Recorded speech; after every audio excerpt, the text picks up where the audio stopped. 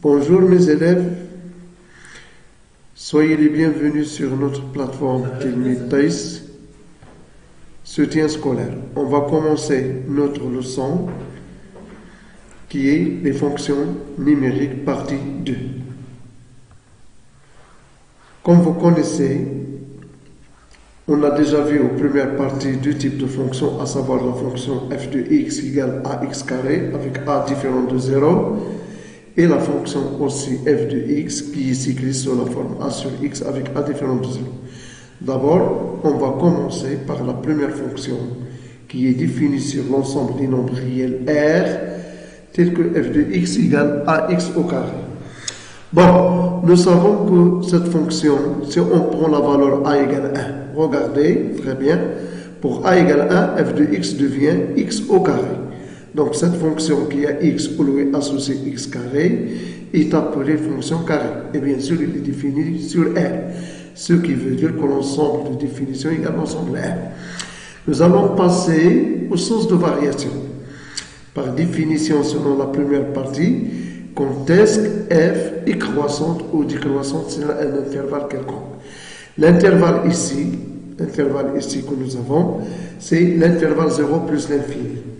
Dans cet intervalle, on va prendre deux éléments, a et b, tel que a est inférieur à b. Ces deux éléments, a est inférieur à b. Alors, a carré est inférieur à b au carré, c'est-à-dire que f de a est inférieur à f de b. Ce qui montre que la fonction est croissante sur l'intervalle 0 plus l'infini. Elle est croissante. Par contre, si on prend deux éléments, a et b, de l'intervalle moins l'infini 0, tel que a est inférieur à b, ils sont tous les deux négatifs. Alors, passons au carré. A au carré, ça sera bien sûr supérieur à b au carré, comme vous voyez. Alors, f de a est supérieur à f de b. Cela veut dire que la fonction elle est décroissante, comme vous le voyez, sur moins l'infini 0. Donc, la courbe représentative de la fonction x carré, il est clair que cette courbe sur 0 plus l'infini est symétrique par rapport à l'axe OY, c'est-à-dire à l'axe des ordonnées. On va passer à une nouvelle fonction. C'est la fonction f de x égale a sur x. On va remplacer dans un cas particulier a par 1 et on trouve une fonction x que l'on est associé 1 sur x. C'est une fonction inverse qui est définie sur R moins le singleton 0, c'est-à-dire pour tout élément x différent de 0. Étudions le sens de variation de la fonction inverse qui a x où l'on est associé 1 sur x. La fonction sur l'intervalle 0 ouvert plus l'infini ouvert. On va prendre deux éléments, a et b, tel que a est inférieur à b. Alors, dans ce cas, si on passe à 1 sur a, il sera bien sûr supérieur strictement à 1 sur b. Donc, f de a est supérieur à f de b. Cela veut dire que la fonction elle est décroissante sur cet intervalle. Voilà la courbe. La courbe montre très très bien que la fonction elle est décroissante sur 0 plus l'infini. Alors, on passe à l'intervalle ouvert, moins l'infini 0. Si on prend deux éléments, a et b, ils sont bien sûr négatifs, du coup a est inférieur à b, vous voyez que 1 sur a est supérieur à 1 sur b, c'est-à-dire f de a reste toujours supérieur à f de b. Donc, la fonction est décroissante sur moins l'infini 0. On peut étudier uniquement la monotonie ou bien la variation de la fonction f sur l'intervalle 0 plus l'infini, puisque cette fonction elle est impaire f de x moins x, ça sera moins f de x. Alors, le symétrique de cette courbe, ça sera par rapport à l'origine du repère. Et les variations, ça, la fonction, il conserve la variation sur tout le domaine. Voilà. Maintenant, on vous demande un exercice à refaire. C'est un exercice très simple. Il suffit de lire l'énoncé de cet exercice. On vous demande de dresser le tableau de variation et représenter bien sûr la fonction dans un repère orthogonal. Alors, on vous donne une autre activité qui a un autre objectif, cette activité. On va considérer une fonction f de x définie sur R.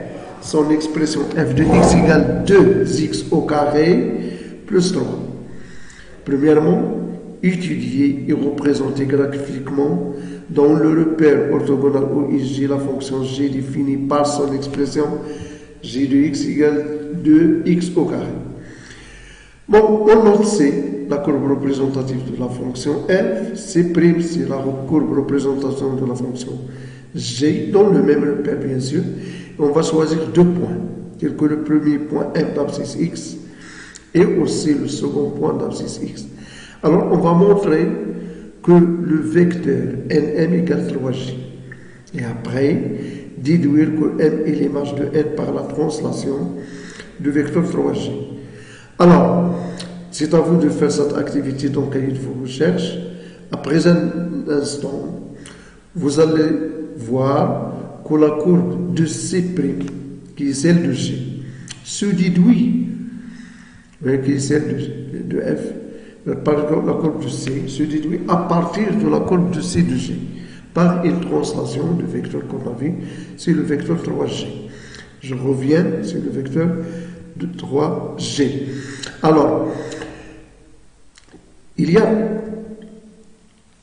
une remarque importante à souligner, la courbe représentative de la fonction qui a x au lieu associé à x carré plus b dans un repère orthogonal OIG du plan.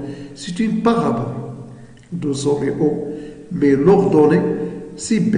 Dans notre exemple, dans notre activité, c'est une parabole de sommet 0, bien sûr, et d'ordonnée moins 3, d'ordonnée 3, bien sûr. Alors, on va vous donner un instant et vous allez prendre vos cahiers de recherche, comme vous savez, et vous allez faire un exercice plus simple. Il s'agit de représenter deux fonctions, lesquelles la fonction f définie sur R par x au lieu associé moins x carré plus 1, et la seconde, c'est une fonction g qui a x au lieu associé 1 demi x carré moins 2. On vous donne une autre activité qui a pour objectif une fonction de la forme a facteur de x plus alpha au carré pour son expression. On veut construire cette fonction. Comment? L'activité, elle est très simple. Vous allez prendre de nouveaux cahiers de recherche et vous allez faire les exercices étape par étape.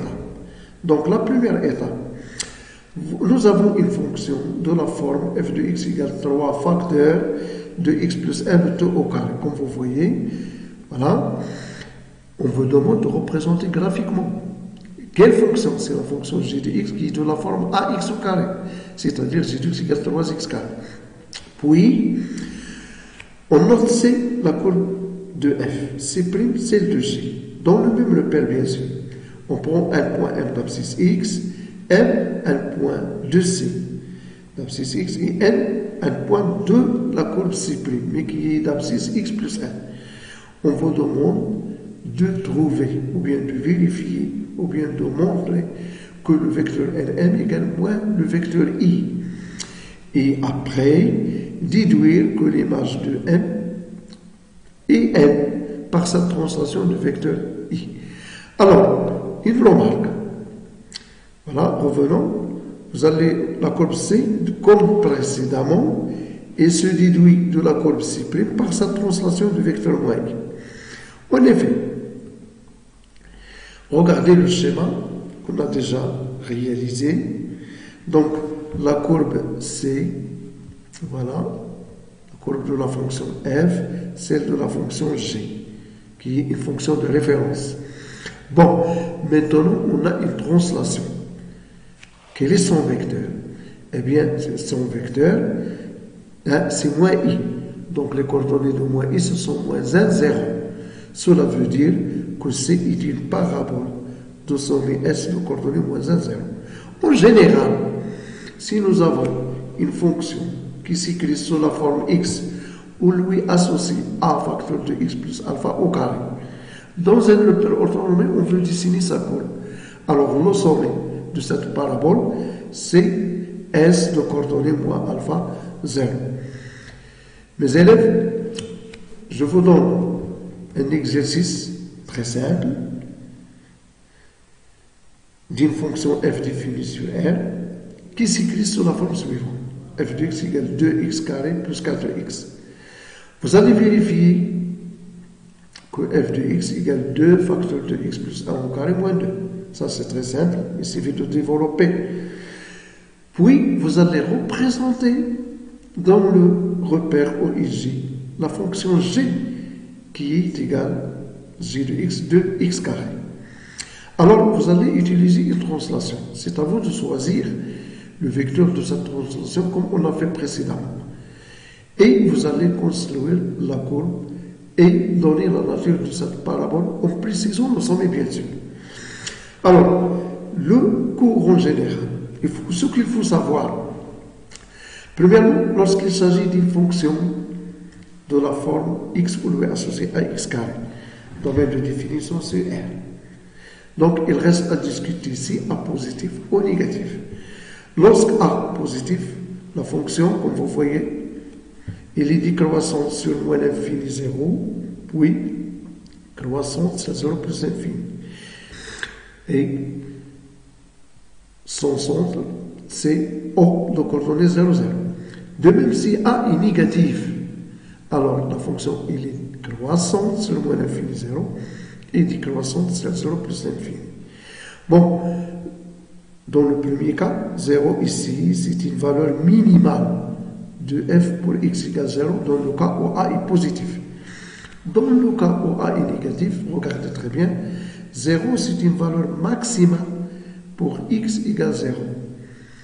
Donc on va passer à la représentation graphique dans le cas A positif, voilà, et dans le cas A négatif. Pour cela, on vous donne la remarque suivante. La courbe représentative de la fonction x, où lui associe a facteur de x plus alpha au carré, plus un réel b, dans un repère orthogonal OIJ, du plan P, c'est une parabole. Quel est son sommet? Eh bien sûr, son sommet, elle est de coordonnées moins alpha et b. Alors, comment il se déduit la parabole P à partir de la parabole P'? Eh bien, c'est par la translation de vecteurs. Regardez qu'on va écrire sous forme combinaison linéaire dans la base IJ, moins alpha I plus BG.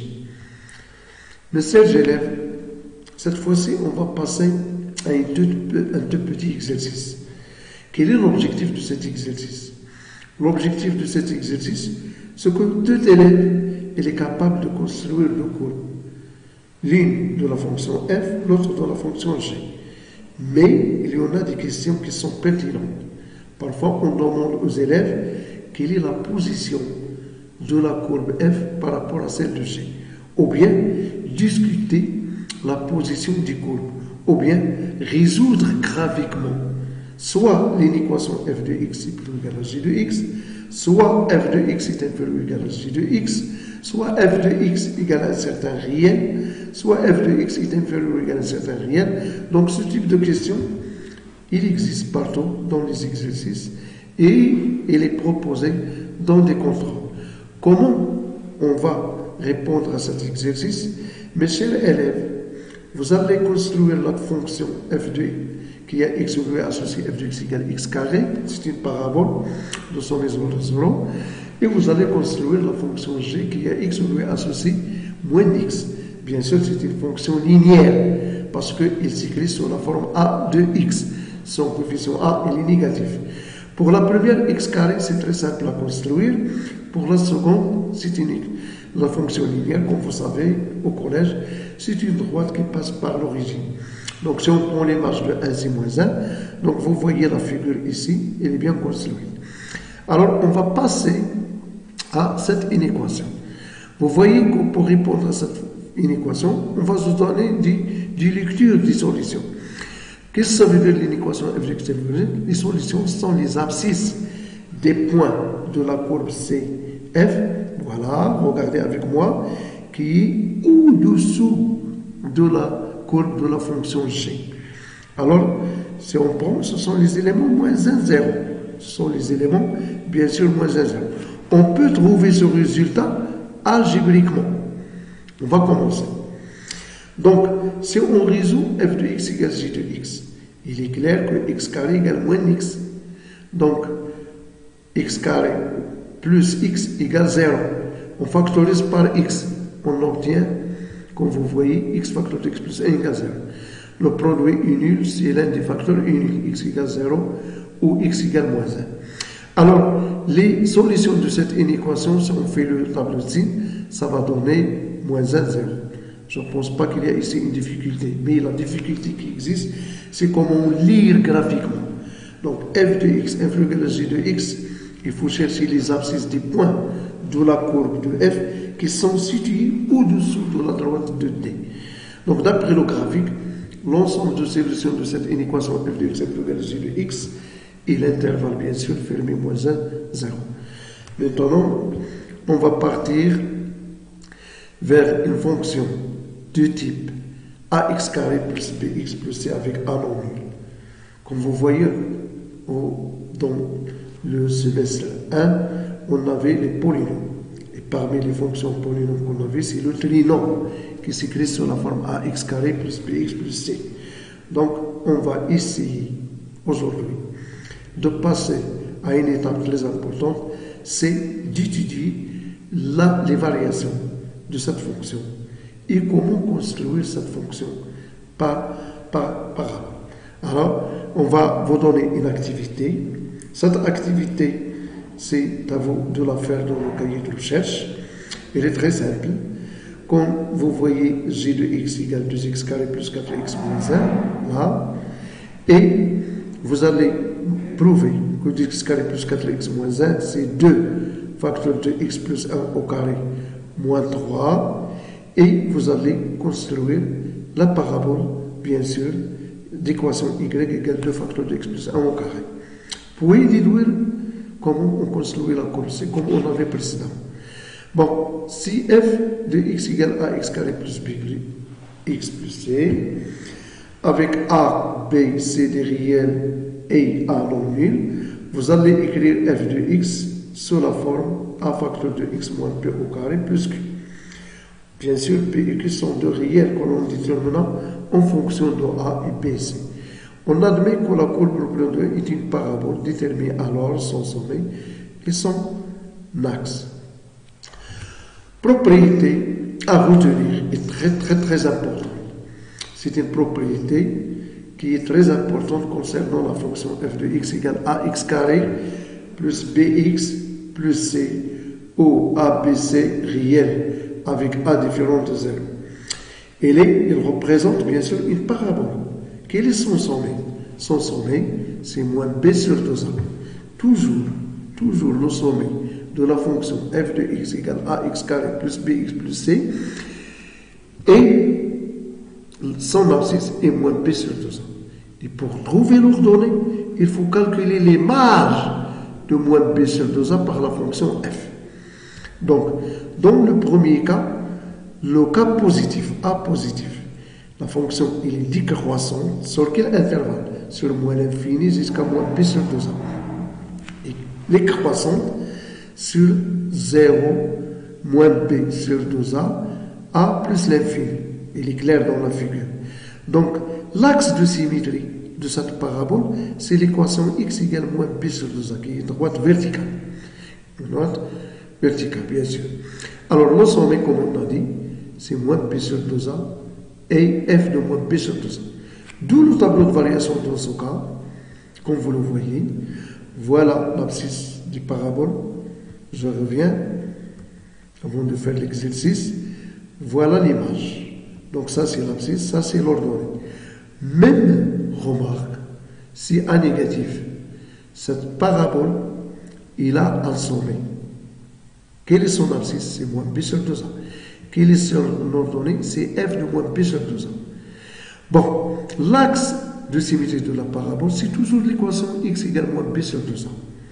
Bon, l'allure de la courbe qui change dans le cas positif, dans le cas négatif. Dans le cas où A positif, on a une valeur minimale f de moins b sur 2a pour x égale moins b sur 2a. Alors que dans le cas où a négatif, on a une valeur maximale qui est f de moins b sur 2a pour x égale moins b sur 2a. On va faire une application. Regardez, je vous propose un exercice g de x. G, c'est une fonction définie sur R, bien sûr, parce que c'est un polynôme. X carré plus 2x plus moins 3. Bon, donnez la nature de la courbe. Alors, la nature de la courbe de la fonction g et déterminer ses éléments caractéristiques. Les éléments caractéristiques, ce sont le sommet et l'axe de symétrie. Déterminer aussi les points d'intersection de la courbe avec les axes du repère, c'est-à-dire avec l'axe de l'abscisse et des abscisses et l'axe des ordonnées. Puis vous allez construire cette courbe. Après, essayez de résoudre graphiquement g de x égale 0, g de x inférieur égale à 0, g de x positif. Prouvez que g de x égale x plus 1 le taux au carré moins 4. Montrez que c de g, c'est l'image de la parabole d'équation y égale x par une translation qu'on déterminera son vecteur. Alors, je vous laisse le soin de voir comment on a répondu à cet exercice. Donc, pour trouver c'est une parabole, la première question, comment calculer son sommet? Bien sûr, moins b sur 2a. On remplace moins b sur 2a, donc b c'est moins 2 sur 2 fois 1, c'est moins 1. On calcule l'image de moins 1, ça va donner moins 4. Donc, si la parabole est sommet moins 1, moins 4. L'axe de symétrie, c'est x égale moins 1. Avec l'axe des ordonnées, il suffit de calculer g de 0. Donc, on trouve le point d'intersection. Avec l'axe des abscisses, il suffit de résoudre l'équation g de x égale 0. Donc, vous allez calculer le discriminant delta égale pi carré moins 4ac. Et je sais clair que vous savez résoudre une équation du second degré en utilisant le discriminant dans le cas positif. Vous avez deux solutions distinctes, x1 et x2. Donc, après calcul, vous trouvez les valeurs suivantes, moins 3. Donc, on a deux points, E-3 et F1, 0. Voilà, donc, on a terminé cette partie. Oui. Voilà la courbe de la fonction. Voilà la courbe de la fonction f qu'on a essayé de construire. Vous voyez qu'il passe par le sommet, c'est moins 1, moins 4, voilà. Et il coupe l'axe des ordonnées au point 0, moins 3, le voilà. Et qu'il coupe l'axe des abscisses, moins 3, 0 et 1, 0. Voilà, donc ça c'est la valeur minimale. Merci de votre attention mes élèves.